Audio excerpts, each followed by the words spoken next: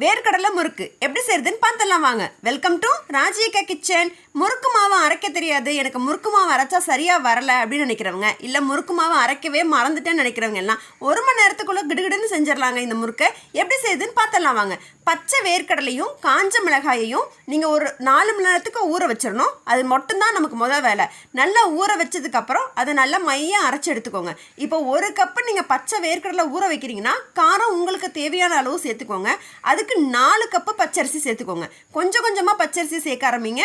நீங்கள் சப்போஸ் அதிகமாக தெரியுது அப்படின்னா 1 கப்பு குறைச்சி கூட செஞ்சுக்கலாம். அப்புறம் தேவையான அளவு உப்பு, பெருங்காயம், ஓமம், இது எல்லாத்தையும் ஒன்று சேர்த்து கொஞ்சம் கொஞ்சமாக தண்ணி சேருங்க. ஏன்னா வேர்க்கடலையே நம்ம கொஞ்சம் அரைக்கும் போதே பேஸ்ட்டே தண்ணி இருக்கும். தேவைப்பட்ட தண்ணி சேருங்க, இல்லைன்னா சேர்க்காதீங்க. மாவை கொஞ்சம் கொஞ்சமாக சேர்த்து இருக்கிற மாவுக்கு தண்ணிக்கு தகுந்த மாதிரி நல்லா பிசைஞ்சிங்கன்னா முறுக்கு மாவு பதத்துக்கே இது வந்துடுங்க.